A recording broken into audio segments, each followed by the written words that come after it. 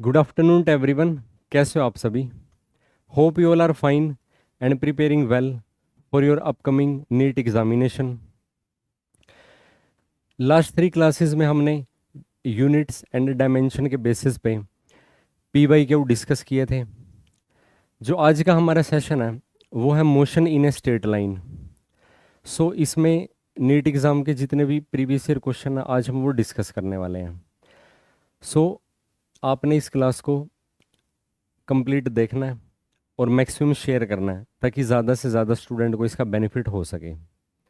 अगर आप चैनल पे फर्स्ट टाइम विजिट कर रहे हैं, आपने चैनल को सब्सक्राइब करना है और लेटेस्ट इन्फॉर्मेशन के लिए बेल नोटिफिकेशन को ऑन करना है। आइए स्टार्ट करते हैं। जो आज हम टॉपिक डिस्कस करने वाले हैं उसमें एवरेज स्पीड, एवरेज वेलोसिटी और फाइनली रिलेटिव वेलोसिटी के बेस पे क्वेश्चन रहेंगे। सो आज की क्लास का जो हमारा फर्स्ट क्वेश्चन है उसमें क्या सिचुएशन गिवन है। एक व्हीकल ट्रेवल कर रहा है half of the distance with speed v and the remaining distance with speed twice of v, it's average speed is.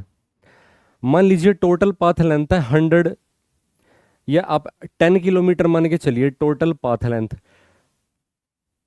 10 kilometre में से 5 किलोमीटर ट्रेवल कर रहा है स्पीड v के साथ और नेक्स्ट 5 किलोमीटर ट्रेवल कर रहा है twice of the previous speed यानी कि ट्वाइस ऑफ v से। अब आप दोनों सिचुएशन में ड्यान से देखना, जो पाथ लेंथ था वो इक्वल है यानी कि 10 किलोमीटर और 5 किलोमीटर और 5 किलोमीटर। अगर पाथ लेंथ इक्वल हो ड्यूरिंग द मोशन एक ऑब्जेक्ट की और दोनों सिचुएशन के अंदर ऑब्जेक्ट डिफरेंट वेलोसिटी से ट्रेवल करे, उस केस में आपके पास एक ना ट्रिक एग्जिस्ट करती है एवरेज स्पीड निकालने के लिए। वो क्या होगा? दोनों स्पीड का हार्मोनिक मीन, यानी कि इस केस में जो एवरेज स्पीड आएगी, एवरेज स्पीड किसके इक्वल हो जाएगी? Harmonic mean of v1 and v2। यानी कि जो दो हमको पाथ लेंथ गिवन है वहां पे डिफरेंट स्पीड के साथ ऑब्जेक्ट ट्रेवल कर रहा है या व्हीकल ट्रेवल कर रहा है। अगर आपके पास दो नंबर्स हैं उनका हार्मोनिक मीन का क्या फॉर्मूला एग्जिस्ट करता है? Twice of divided by 1/v1 plus 1 divided by v2 still is equal to, इसको फर्दर सोल्व करते हो, twice of v1 v2 divided by v1 plus v2। So यहाँ पे एवरेज स्पीड जो आप फाइंड आउट करेंगे उसकी क्या वैल्यू आएगी? Average speed is given by twice of first initial speed कितनी है उसकी v, और जो सेकंड स्पीड है वो पहले वाले के कंपैरिजन में डबल है, divided by v plus twice of v still is equal to, numerator और डेनोमिनेटर में ना v की वैल्यू कैंसिल हो जाएगी, एक न्यूमिरेटर में बचा रहेगा तो ये बन जाएगा 4v divided by 3। This is the average speed of the vehicle, यानी कि option number 1 is the correct answer. Hope you understand this concept. ये नीट में 2023 में आया हुआ क्वेश्चन है। ये एक ऐसा कंसेप्ट है, इसके बेसिस पे ना मोस्ट ऑफ द क्वेश्चन इसी कंसेप्ट पे बेस पे आए हुए हैं, जहां पे ना डिफरेंट टाइम इंटरवल के अंदर इक्वल पाथ लेंथ ट्रेवल की गई है डिफरेंट स्पीड के साथ। एक ऐसा केस भी एग्जिस्ट करता है कि अगर पाथ लेंथ इक्वल नहीं है लेकिन टाइम की अगर आप बात करते हो कि भाई दो डिफरेंट पाथ लेंथ के डिस्टेंस को ट्रेवल करने के लिए इक्वल टाइम लगता है, उस केस में एवरेज स्पीड का फॉर्मूला क्या एग्जिस्ट करेगा? It is the arithmetic mean of the two different speed. इस बात का आपने ध्यान रखना है। हालांकि उस टॉपिक में से कोई क्वेश्चन नहीं आया हुआ लेकिन आपकी नॉलेज के लिए मैंने ये बताया है, इस बात का आपने ध्यान रखना है। नेक्स्ट क्वेश्चन देखते हैं। इसमें क्या सिचुएशन है? एक पार्टिकल है, टोटल पाथ लेंथ का जो 50% यानी कि half of the distance travel करता वो v1 स्पीड से, और जो rest of the half distance है वो ट्रेवल करता v2 स्पीड से। एवरेज स्पीड बतानी है कंप्लीट जर्नी के दौरान। अब सिंपली इसमें भी ये देखो ना, जो half of the path length था वो v1 स्पीड से ट्रेवल किया है, next half of the path length v2 speed से ट्रेवल किया है। अभी जो हमने प्रीवियस क्वेश्चन में डिस्कस किया, एवरेज स्पीड का क्या फॉर्मूला एग्जिस्ट करेगा? Harmonic mean of v1 and v2, harmonic mean of v1 and v2 still is equal to, harmonic mean का formula twice of v1 v2 divided by v1 plus v2। अब इसके basis पे आपका answer बनता है third. सो इस तरीके से आप ये सोल्व कर सकते हो। फर्दर आपको कोई डाउट हो तो आप डिस्कस कर सकते हो। अब ये सिचुएशन देखते हैं। एक कार मूव कर रही है, पॉइंट है, स्टार्टिंग पॉइंट उसका एक्स है, यूनिफॉर्म स्पीड से ट्रैवल कर रही है वी यू, और उसी पॉइंट पे वो रिटर्न करती है एक यूनिफॉर्म स्पीड के साथ वी डी। यानी कि एक्स पॉइंट से मान लीजिए कोई एक रैंडम पॉइंट है वाई, वहां तक जाने में कितनी इनिशियल स्पीड है वी यू, और रिटर्न जर्नी के दौरान, अब यहां पे इन्होंने ना क्या लिखा हुआ है, रिटर्न जर्नी के दौरान दोबारा उसी पॉइंट एक्स पे आया। इससे हमको क्या पता चलता, मान लीजिए डेस्टिनेशन के पॉइंट को आप अगर वाई से रिप्रेजेंट करते हो, सो एक्स और वाई का जो पाथ लेंथ था वो तो सेम रहेगा। यानी कि यहां पे भी एवरेज स्पीड निकालने के लिए क्या फॉर्मूला यूज करना पड़ेगा, हार्मोनिक मीन का, है ना। काफी interesting situation. Average speed, again average speed को आप कैसे रिप्रेजेंट करोगे, हार्मोनिक मीन ऑफ, अब इनिशियल स्पीड उसकी रिप्रेजेंट की हुई है वी यू से, और रिटर्न जर्नी के दौरान जो स्पीड है उसको वी डी से रिप्रेजेंट किया हुआ है। सो अगेन यहाँ पे एवरेज स्पीड का फॉर्मूला क्या आएगा, इनका harmonic mean twice of V U और साथ में V D divided by V U plus V D. This is the required value of the average speed. आपको इसके अंदर ना लेंथी कैलकुलेशन में जाने की जरूरत ही नहीं है।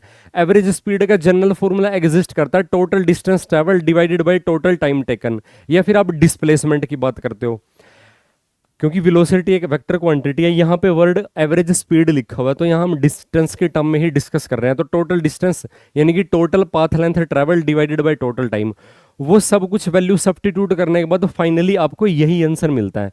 इसलिए आप ना इस ट्रिक को याद रख लीजिए, और हार्मोनिक मीन का फॉर्मूला भी आपने याद रखना है, और उसको कैसे उसमें वैल्यूज पुट करनी है वेलोसिटी की वो भी आपको आना चाहिए।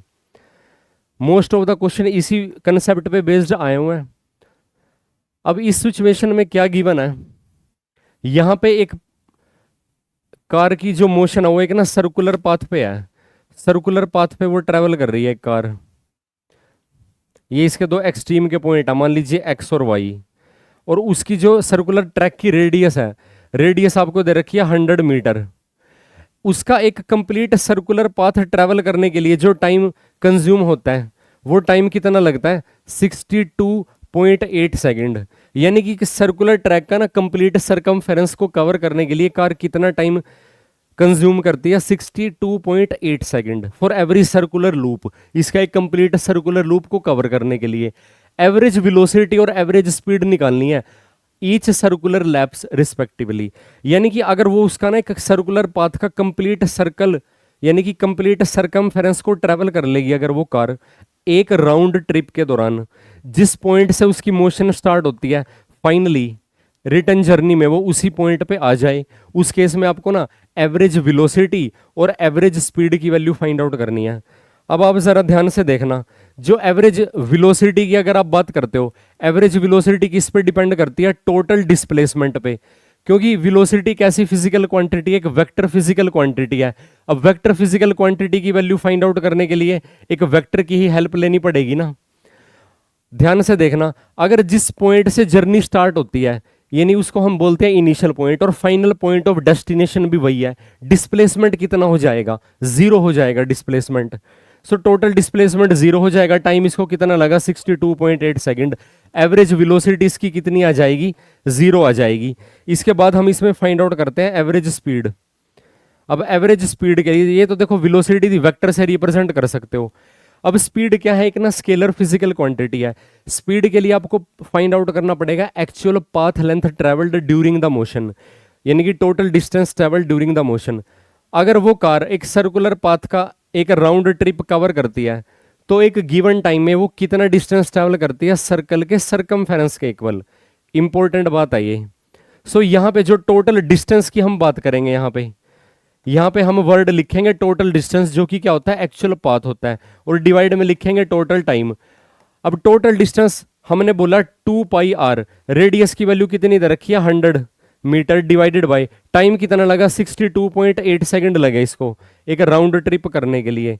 सो इसको अगर आप ना फाइनली कंसीडर करते हो, जब यहाँ पे एवरेज स्पीड निकालने के लिए, एवरेज स्पीड निकालने के लिए 2 पाई आर यानी कि 200 पाई न्यूमिरेटर में आपके पास बन जाएगा 200 पाई डिवाइडेड बाय 62.8। फर्दर जब आप इसको सोल्व करते हो आपको क्या वैल्यू मिलती है, 10 मीटर पर सेकंड।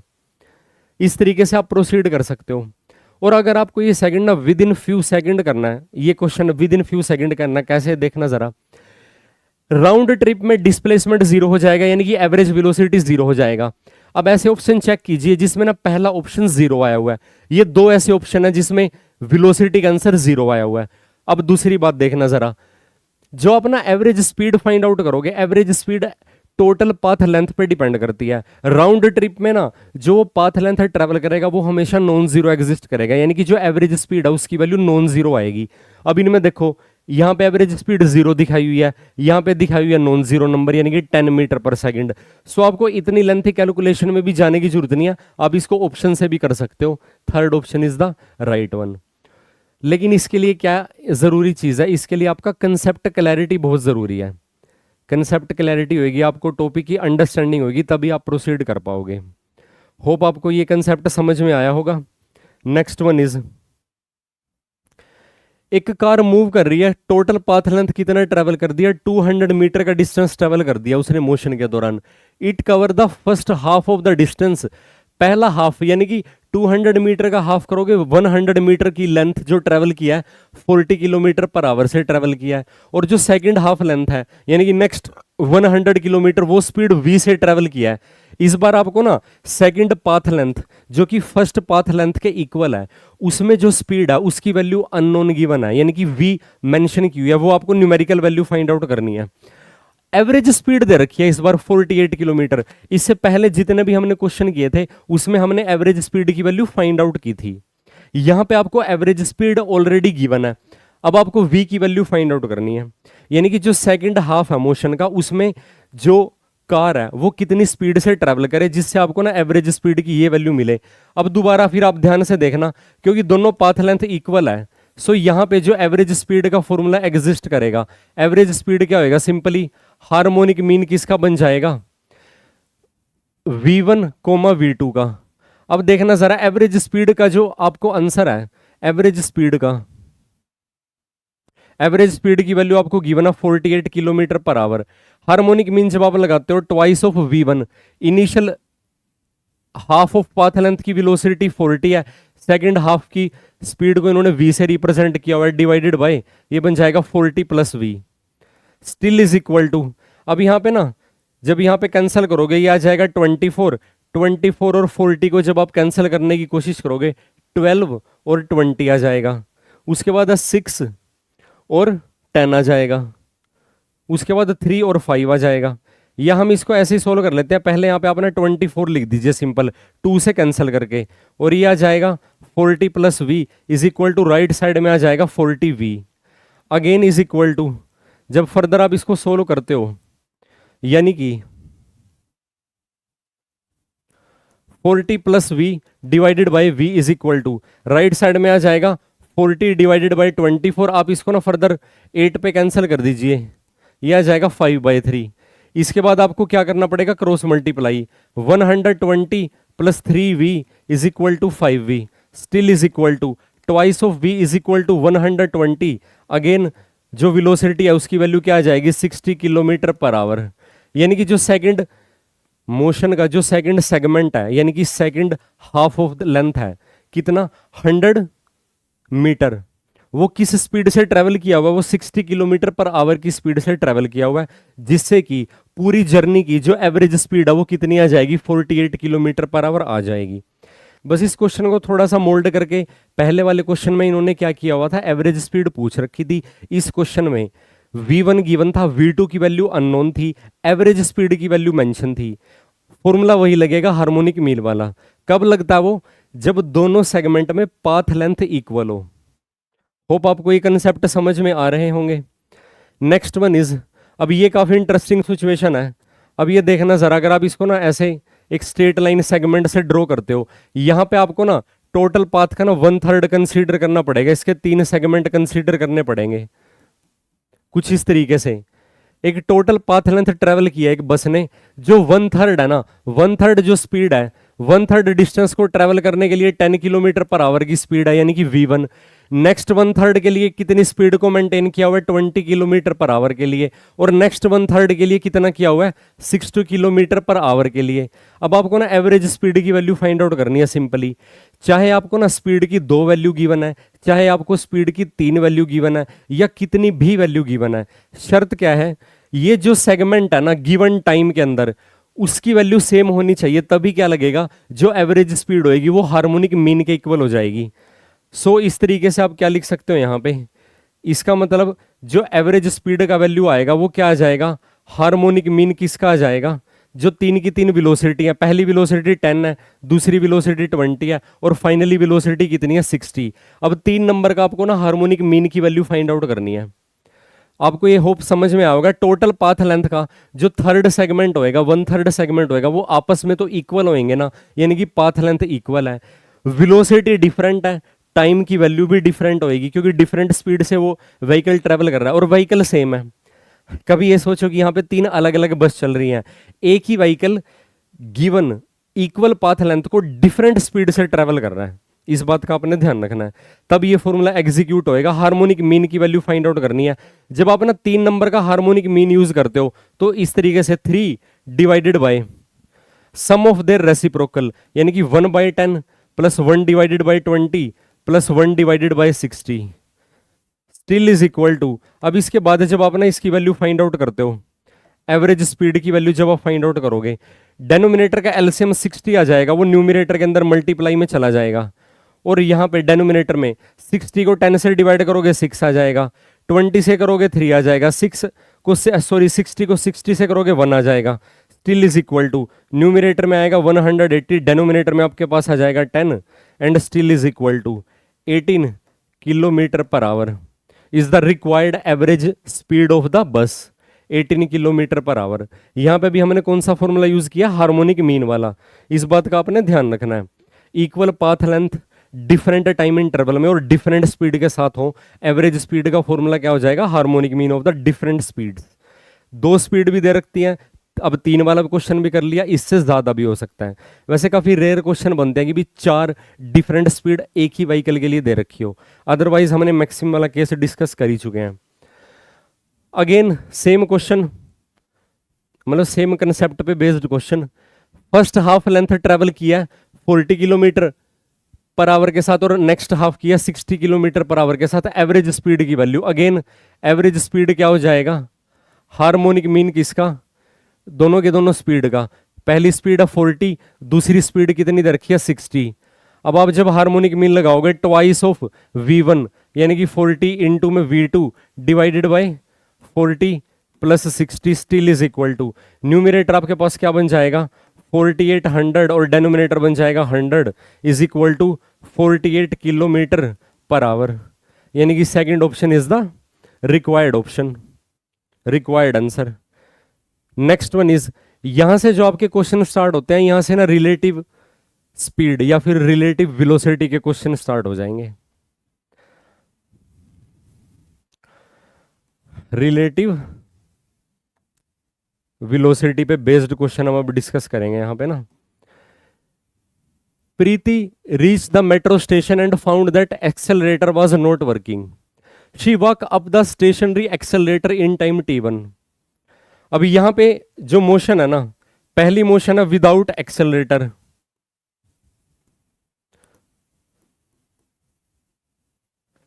विदाउट एक्सेलरेटर प्रीति ने ग्राउंड फ्लोर से और जो उसकी डेस्टिनेशन है वहां तक ट्रेवल किया। विदाउट एक्सेलरेटर का क्या मतलब है, without accelerator, without moving accelerator लिखना चाहिए, या हम ये कहें स्टेशनरी एक्सेलरेटर लिख दीजिए आप यहां पे ना। क्या लिखोगे आप यहां पे, स्टेशनरी एक्सेलरेटर। कि जस्ट वो ना प्रीति ने क्या किया, ग्राउंड फ्लोर से वो ना सीढ़ियों पे जैसे चढ़ी और खुद चल के डेस्टिनेशन तक चली गई। दूसरे केस में क्या हुआ कि वो जो एक्सेलरेटर की सीढ़ियां है ना, वो भी मोशन में है और प्रीति जस्ट उन पे ना खड़े होकर ट्रैवल कर रही है। और थर्ड सिचुएशन क्या है कि मूविंग एक्सेलरेटर पे जब प्रीति चढ़ गई, उसके बाद वो खुद भी मूव कर रही है, धीरे धीरे अपने कदमों से भी ट्रैवल कर रही है, और साथ में एक्सेलरेटर भी क्या है, मोशन में है। स्टेशनरी एक्सेलरेटर, और उसके बाद on other day if she remain stationary on the moving escalator then the escalator take her time. दूसरा आपको केस दे रखा है मूविंग एक्सेलरेटर का, दूसरा आपको केस कौन सा दे रखा है, मूविंग एक्सेलरेटर का। और फाइनली जो केस डिस्कस करना है, time taken by her to walk up, यहां पे आएगा walking on moving escalator, walking on moving escalator. तीसरी बार ना वो चलती हुई एक्सेलरेटर के ऊपर खुद भी चल रही है, इस बात का आपने ध्यान रखना है। जब एक्सेलरेटर ना स्टेशनरी है, कितना टाइम लगा T1, आप ना T1 को ना कैसे एक्सप्रेस कर सकते हो, T1 इज इक्वल टू कितना टाइम लगेगा, मान लीजिए डेस्टिनेशन ना D डिस्टेंस दूर है, डिवाइडेड बाय मान लीजिए प्रीति की स्पीड कितनी है, V1 स्पीड से ना प्रीति ने ट्रेवल किया स्टेशनरी एक्सेलरेटर पे। अब स्टेशनरी एक्सेलरेटर पे V स्पीड से जब ट्रेवल करेगी, अब मूविंग एक्सेलरेटर की अगर आप बात करते हो, मूविंग एक्सेलरेटर पे मान लीजिए टाइम लगा T2, उस केस में ना डिस्टेंस की वैल्यू तो सेम रहेगी डिवाइडेड बाय मान लीजिए V2 स्पीड से, वो मूविंग एक्सेलरेटर पे जस्ट खड़ी हो गई सिंपल, जाके वो खुद नहीं चलना उसने स्टार्ट किया, इस बात का आपने ध्यान रखना है। एक्सेलरेटर मोशन में है लेकिन प्रीति रेस्ट पे है, अब वो वॉक कर रही है उस पे फाइनली, और मान लीजिए इस बार उसको जो टाइम लगेगा वो टाइम लगेगा T, तो वो जो कितना टाइम लगेगा T, इस केस में डेस्टिनेशन का डिस्टेंस तो उतना ही दूर है, यहां पे उसको ना रिलेटिव वेलोसिटी कंसीडर करनी पड़ेगी। अब ध्यान देना, जैसे अगर एक पर्सन ना चलती हुई एक्सेलरेटर के ऊपर चढ़ रहा हो और खुद भी मतलब वो मोशन में, जैसे उसकी सीढ़ियों पे ना कदम रखते हुए, मतलब एक्सेलरेटर भी मोशन में और पर्सन भी उसके ऊपर ना वॉक कर रहा है, उस केस में क्या हो जाएगा, जो पर्सन की मोशन है वो उसको डेस्टिनेशन तक लेके जा रही है और एक्सेलरेटर की मोशन भी उसको कहां लेके जा रही है, डेस्टिनेशन पे। रिलेटिव वेलोसिटी क्या हो जाएगी, दोनों का सम। होप आपको ये कंसेप्ट समझ में आया होगा। ये बिल्कुल वैसा ही है, अगर आप एक सिचुएशन कंसीडर करके चलो, जैसे ना अर्थ की जो मोशन है अपनी नेचुरल एक्सिस के अबाउट, वो वेस्ट से लेके ईस्ट वाली डायरेक्शन पे है, वेस्ट से लेके ईस्ट वो ट्रेवल कर रही है। अगर एक ना ट्रेन ट्रेवल करे, एक ट्रेन मोशन में है जो वेस्ट से लेके ईस्ट ट्रेवल कर रही है, तो ट्रेन की रिलेटिव स्पीड अर्थ के रिस्पेक्ट में क्या हो जाएगी, speed of train plus speed of earth. लेकिन अगर वो ईस्ट से वेस्ट ट्रेवल करे तो उसकी जो रिलेटिव स्पीड है ट्रेन की ग्राउंड के रिस्पेक्ट में यानी कि अर्थ के रिस्पेक्ट में क्या हो जाएगी, different of their speed, difference of their speed. ये एग्जैक्टली वैसा कंसेप्ट है। अब आप देखना जरा ध्यान से, यहां जब आप रिलेटिव स्पीड कंसीडर करते हो, रिलेटिव स्पीड में आपको क्या करना पड़ेगा, ये दोनों वेलोसिटी ऐड करनी पड़ेंगी। अब आप ना जब यहां से ना v1 की वैल्यू इवेल्युएट करते हो, अब आप यहां से ना v1 की वैल्यू इवेल्युएट करो, v1 की वैल्यू आपके पास क्या आ जाएगी, simply d divided by T1। और जब आप यहां से ना v2 की वैल्यू इवेल्युएट करते हो, v2 की वैल्यू आ जाएगी d डिवाइडेड बाई T2। और फाइनली जब आप ये वैल्यू ना यहाँ पे पुट करोगे, फाइनली जो ये वैल्यू आप पुट करोगे यहाँ पे, तो आपको ना टाइम की नेट वैल्यू कितनी मिलेगी, यहाँ पे v1 और v2 को ऐड कर दोगे ना, d तो कॉमन आके कैंसिल हो जाएगा, तो टाइम जो नेट टाइम लगेगा वो बनेगा T1 T2 divided by T1 plus T2। यही तरह ना नेट टाइम कंज्यूम होएगा, T1 T2 divided by T1 plus T2। अब आपने ये बताना कैलकुलेट करके कि ये टाइम ना प्रीवियस दोनों टाइम के कंपैरिजन में कम रहेगा या उससे ज़्यादा रहेगा, ये आपने फाइंड आउट करना है। टाइम की कोई वैल्यू आप ना जैसे कंसीडर करके चल सकते हो अगर न्यूमेरिकल वैल्यू की टर्म में होता। अब देखना जरा, न्यूमिनेटर में प्रोडक्ट आया हुआ है, डिवाइड में ना सम आया हुआ है, तो ये टाइम तो देखा जाए ज़्यादा लग रहा है उन दोनों सिचुएशन के कंपैरिजन में। नेक्स्ट वन इज, एक बस की स्पीड आपको गिवन है स्टेट रोड पे, एक स्कूटर पे बैठा हुआ पर्सन उसको ना ओवरटेक करने की कोशिश कर रहा है 100 सेकंड में। एक गिवन टाइम आपको दे दिया कि इतने टाइम में मतलब उसको ओवरटेक करने के लिए ट्राई कर रहा है, उसको ओवरटेक करने की। जैसे मान लीजिए यहां पे तो बस है, ये क्या है बस, और यहां पे क्या है स्कूटर है। आप बोलोगे सर स्कूटर को भी ना बस की शेप में ही बना दिया है ना। अब ये स्कूटर क्या कर रही है, उसको ओवरटेक करने की कोशिश कर रही है। इनके बीच का, if the bus is at a distance of 1 kilometre from the scooter, इनके बीच का जो गैप है, मान लीजिए वो डी है, उसको कैसे एक्सप्रेस करते हो, 1 किलोमीटर का गैप दे रखा है, यानी कि 10⁻³ मीटर, मीटर में आप इसको कन्वर्ट कर लोगे। With what speed should the scooterist chase the bus, कितनी स्पीड उसको ना मेंटेन करनी पड़ेगी स्कूटर वाले को, जिससे ये इस बस को ना ओवरटेक कर पाए। ओवरटेक करने के लिए ये ना एक तो पाथ लेंथ आपको गिवन है, और उसको कितने टाइम में वो ओवरटेक करना चाहता है वो टाइम भी आपको दे रखा है 100 सेकेंड, सिंपल। अब आप जरा ध्यान से देखना, with what speed should the scooter chase the बस, मान लीजिए ये vs स्पीड से ट्रेवल कर रहे हैं इसको। सो टाइम की वैल्यू को आप कैसे लिखोगे, जो टोटल डिस्टेंस है ना, टोटल डिस्टेंस को आप इन दोनों की ना रिलेटिव स्पीड से क्या करोगे, डिवाइड कर दोगे। अब यहां पे आपको ना रिलेटिव स्पीड की वैल्यू देखनी पड़ेगी। रिलेटिव स्पीड क्योंकि ना एक ही डायरेक्शन के अंदर उनका मोशन, हम ये बोल सकते हैं कि वो एक दूसरे के ना जैसे पैरेलल चल रहे हैं, एक ही ट्रैक पे स्ट्रेट लाइन मोशन है, एक दूसरे के पैरेलल मोशन है, और एक ही डायरेक्शन में मोशन है। उस केस में जो रिलेटिव स्पीड का फॉर्मूला आता है वो दोनों व्हीकल की स्पीड का डिफरेंस आता है, इस बात का आपने ध्यान रखना है। सो यहाँ पे जो रिलेटिव स्पीड होएगी वो उनकी स्पीड का डिफरेंस होएगी, यानी कि स्कूटर की स्पीड और मान लीजिए बस की स्पीड को आप ना v से रिप्रेजेंट करते हो, बस की स्पीड को ना v से रिप्रेजेंट कर दिया, तो ये यहाँ पे टाइम लगेगा। अब ये टाइम इन्होंने बोल रखा है कि ये 100 सेकेंड होना चाहिए, और इनके बीच का गैप कितना है, 1000 मीटर, डिवाइडेड बाय जो स्कूटर की स्पीड है वो आपको फाइंड आउट करनी है। बस की स्पीड आपको कितनी दे रखी है, वो दे रखी है आपको 10 मीटर पर सेकेंड। इसका मतलब क्या हुआ, अगर आप यहाँ पे ना फर्दर इसको सोल्व करते हो, vs minus 10 is equal to, इसको लेफ्ट में ले आओगे ये डिवाइड में चला जाएगा, या जाएगा 10, यानी कि जो स्कूटर की स्पीड है वो कितनी होनी चाहिए, 20 metre per second. 20 metre per second की स्पीड से अगर वो चलेगा स्कूटर वाला, तो वो क्या करेगा, उस बस को ओवरटेक कर लेगा। तो finally last but not the least, इस केस में ना एक ना ट्रेन की मोशन दे रखी है और एक ना पैरेट की मोशन दे रखी है ओपोजिट डायरेक्शन में। ये यहां पे एक ना ट्रेन है,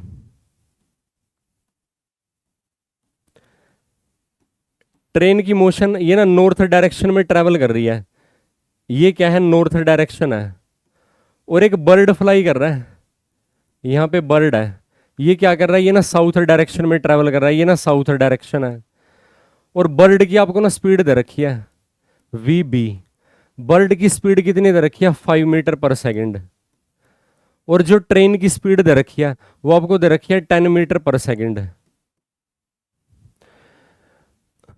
the time taken by parrot to cross the train, simple, वो बर्ड ना ट्रेन को कितनी देर में क्रॉस कर लेगा, मान लीजिए टी टाइम लगेगा, वो कितनी देर में क्रॉस कर लेगा। क्रॉस करने का क्या मतलब है, मान लीजिए जब बर्ड ना ट्रेन के इस एज को क्रॉस करेगा, तो फाइनली इस एज से लेके इस एज तक की टोटल लेंथ हमको कंसीडर करनी पड़ेगी, और फाइनली ट्रेन के दूसरे एज को जब वो क्रॉस कर जाएगा तभी हम ये कहेंगे कि उसने ट्रेन को कंप्लीटली क्रॉस कर लिया, यानी कि वो टोटल डिस्टेंस कितना ट्रेवल करेगा, exactly is equal to the length of the train. So time कितना लगेगा, ये बनेगा लेंथ ऑफ ट्रेन, और डिवाइडेड बाय उन दोनों की ना relative velocity of bird with respect to train, relative velocity of bird with respect to train. अब ऑपोजिट डायरेक्शन में अगर मोशन है तो उसमें रिलेटिव स्पीड क्या हो जाती है, दोनों का सम हो जाता है, इस बात का आपने ध्यान रखना है। टाइम की वैल्यू आपको फाइंड आउट करनी है, लेंथ ऑफ द ट्रेन कितनी दे रखी है आपको, ट्रेन की लेंथ आपको कितनी दे रखी है, 150 मीटर लेंथ है ट्रेन की। अब रिलेटिव स्पीड यानी कि velocity of the train plus velocity of the bird still is equal to, opposite direction में ना रिलेटिव वेलोसिटी ऐड हो जाती है। अब ट्रेन और बर्ड की वेलोसिटी को ऐड करोगे 10 + 5 यानी कि 15 still is equal to 10 metre per 10 second आ जाएगा सिंपल। ये टाइम की वैल्यू कितनी आ जाएगी, 10 सेकेंड आ जाएगी। सो फाइनली यहाँ पे आज का हमारा सेशन कंप्लीट होता है। होप आपको आज का कंटेंट समझ में आया होगा। अगर फर्दर आपको कोई डाउट हो तो आप मैसेज के थ्रू डिस्कस कर सकते हो। आपने इस क्लास को मैक्सिमम शेयर करना है ताकि ज़्यादा से ज़्यादा स्टूडेंट का बेनिफिट हो सके। मिलते हैं नेक्स्ट क्लास में एक नए टॉपिक के साथ। Thank you very much and have a nice day.